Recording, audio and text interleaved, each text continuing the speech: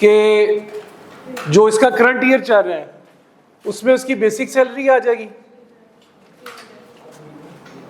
3 million की, leave इन कैशमेंट आ जाएगी 6 लाख से, और प्रोविडेंट फंड उसका एग्जेम्प्ट आएगा, एरियर्स नहीं आएंगे, ठीक है,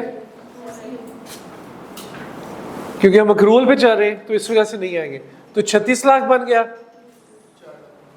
36 लाख पे टैक्स लायबिलिटी क्या बनी? 4,35,000। तो यानी कि जिन्होंने ये निकाली है उन्होंने आधा किया है सवाल, यहां तक किया है, इससे आगे नहीं किया ना, ठीक है ना, जिन्होंने ये निकाली है उसमें आधा किया। अब देखें अक्रूवल का कॉन्सेप्ट था, कौन कौन से साल की बन रही थी? 13 लाख था 20W9 का और 17 लाख था 20X0 का। तो यहां पे अब आप लिखे tax liability 20W9 and 20X0। इसके लिए मैं करूंगा वर्किंग वन अब मैं यहां पे कर रहा हूं क्योंकि थोड़ा सा उसको देखना पड़ेगा वर्किंग्स में जाके। Working number 1 20W9। 20W9 के अंदर टैक्सेबल इनकम क्या थी? आप जरा फोकस करिएगा सारे इधर ही। ऑलरेडी टैक्सेबल इनकम क्या थी? 32 लाख की थी। हमने अज्यूम कर रहे हैं कि टैक्स लगेगा अक्रूवल बेसिस पे, ठीक है। तो अक्रूवल बेसिस का क्या मतलब है कि जिस साल की इनकम है उस साल का टैक्स। तो 13 लाख रुपया 20W9 से रिलेट कर रहा था, तो रिसीट पे तो हमने जाके लगाया उसे 20X2 पे जाके, ये तो था ना 20X2 की सारी वर्किंग है ये। लेकिन हमने अब करना है कि जिस साल की थी उस साल पे टैक्स लगाओ। तो 32 लाख में ऐड कर दें सैलरी कितनी? 17 लाख। कितना बन गया? 49। सॉरी 13 लाख है यार, 17 तो ना लगाए, 17 अगले 45 बन गया, 45 लाख बन गया, ठीक है। 45 लाख पे टैक्स लायबिलिटी कितनी बनती है?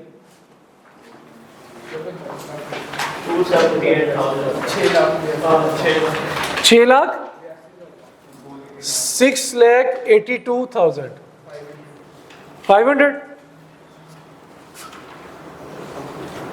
6,82,500। उसने पे कितनी की है?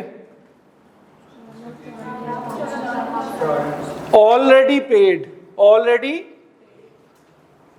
पेड कितनी है? 4,04,500। कितनी रह गई?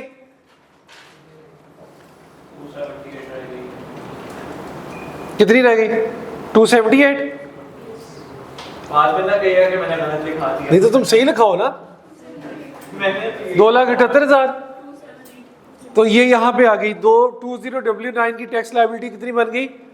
278,000, ठीक है। इसी तरह अब हम यहाँ पे, वहाँ जगह खत्म हो गई है, यहाँ पे बना लेते हैं 20 किसका बनाना है? X0 का। 20X0 में इसमें उसकी टैक्सेबल इनकम कितनी है ऑलरेडी? कितनी? 38 लाख। एरियर अक्रूवल बेसिस पे इस साल की इनकम कितनी थी? Accrual income 17 lakh. ये आपका बन गया 55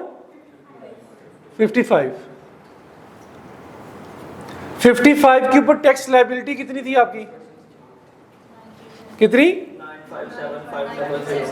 957500, 9,57,500। और ऑलरेडी पेड कितना था? ऑलरेडी पेड क्योंकि उसे लिखा हुआ है 3 लाख। पीछे कितना रह गया? 6,57,500। तो वर्किंग ये से 2 कर लें बेशक, अब वर्किंग नंबर 2, क्योंकि वो जरा उधर चला गया। वर्किंग नंबर 2 के मुताबिक ये कितनी बन रही है मेरी? 6,57,500। 6,57,500। टोटल टैक्स लायबिलिटी कितनी बनी? 435 जमा 278 जमा 6,57,500।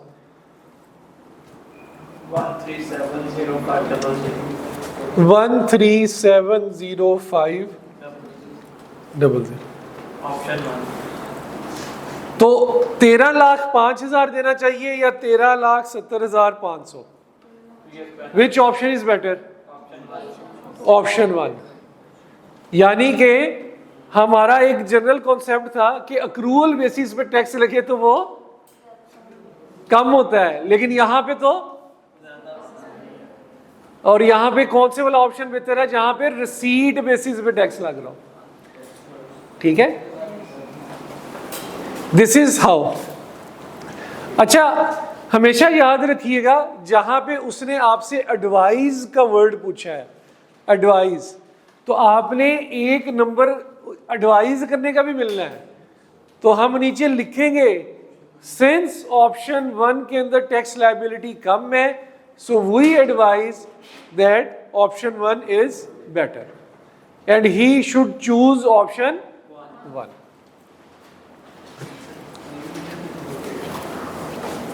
लगी समझ? अब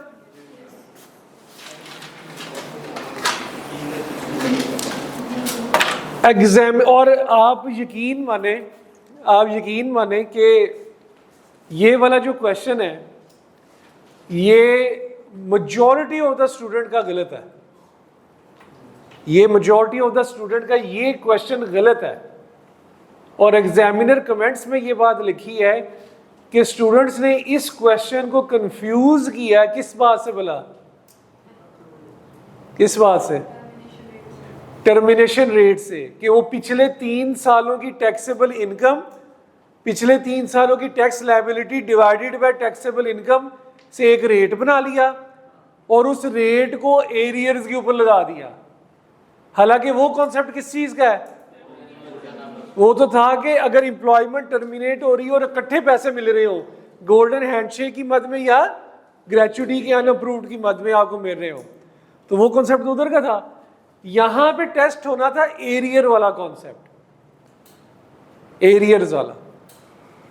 तो जब एरियर्स वाला कॉन्सेप्ट, तो वो कहता है जी मेजॉरिटी ऑफ द स्टूडेंट जो है वो क्या कर रही है, इसको गलत क्वेश्चन को कर गई और सिंपल मार्क्स से। देखिए कोई इसमें कॉम्प्लिकेशन नहीं, 5 मिनट में सवाल हो जाता है, 5 मिनट में होने वाला सवाल है। ऐसे ही है ना? आप में से भी कुछ स्टूडेंट्स ने कर लिया था, कुछ यहां तक पहुंच गए थे 4:35 तक, ये रह गए थे, लेकिन चलो कोई नहीं, अब आपको पता चल गया।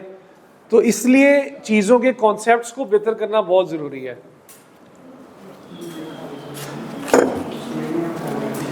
और एक बात और याद रखें, जो यहां से हमें क्लियर कट पता चली, वो हमें ये पता चली है कि ये जो ऑप्शन है 1 पे जाना है या 2 पे जाना है, इसका फैसला वो कब करेगा? जब उसको जिस साल में एरियर मिलेंगे। ऐसे ही है ना? उसे 20x2 में एरियर्स मिले तो उसने सोचा कि यार मैं इनमें से कौन सा ऑप्शन अवेल कर सकता हूं।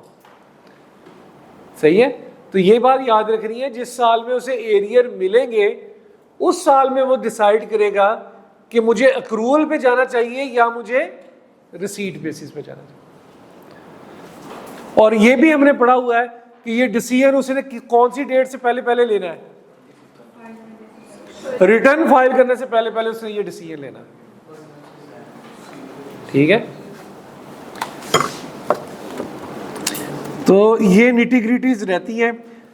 चलें एक और क्वेश्चन करते हैं, आपकी बुक्स के ऊपर है। एक अच्छा एग्जामिनर लेवल का क्वेश्चन, आसान भी, करने वाला भी और मजेदार भी।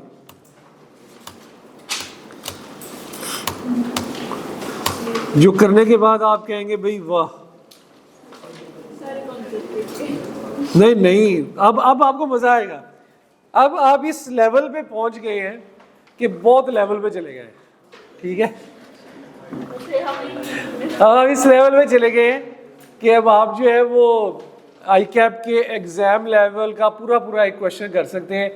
एक कॉन्सेप्ट है हमारा जो मैंने इंशाल्लाह मंडे को पढ़ाना है, वो करने के बाद आपके तो लेवल का बंदा ही कोई नहीं मिल रहा, आप लोगों का लेवल इतना ऊपर चला जाना है। सही बात है। हाँ, आप इस लेवल पे चले जाएंगे कि आप थोड़ी बहुत एडवाइस दे सके, थोड़ी बहुत, ये बड़ा लेवल है, ठीक है। तो ये तो बड़ा इंटरेस्टिंग काम हो गया है। बस ये आप लोगों ने इंशाल्लाह पेपर पास करना है तो बेशक